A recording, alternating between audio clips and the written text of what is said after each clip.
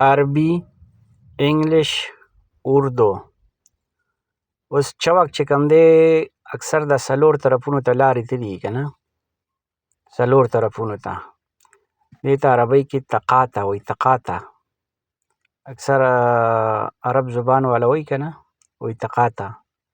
تقاطع ته راشه، تعال تقاطع، تعال تقاطع. دا شان انګلیش کې ورته انټرسیکشن وایي، انټرسیکشن. اردو کې چوک یا سنگم، چوک یا سنگم.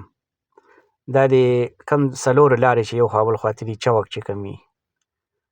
دغه شان د پیادهو لارې ته په عربۍ کې رصیف وایي،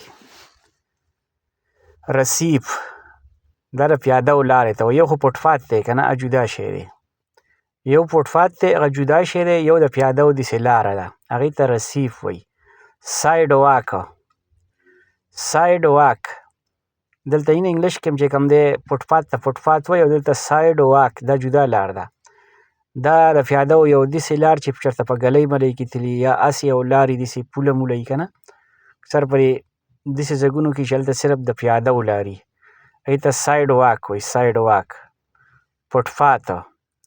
دغه شان فوټپات ورته په اردو کې پیدل چلنے کا راستہ، پیدل چلنے کا راستہ. اردو کې ورته دا وایي، پیدل چلنے کا راستہ. اوس پل ته چې دی دا په عربۍ کې جسر وایي، جسر. هغه پل چې په هغې باندې یا ګاډي ځي او یا پې پیاده هم خلک ځي هغې ته جسر وایي، لکه داسې په دې ښاریو کې اکثر وي که نه، دغه پوله. برج ورته انګلیش کې وایي، پل ورته اردو کې وایي. نفق سورنګ ته وایي، سورنګ ته نفق وایي. انګلیش کې وایي، سورنګ اردو. اوس موږف پارکینګ ته وایي، پارکینګ موږف.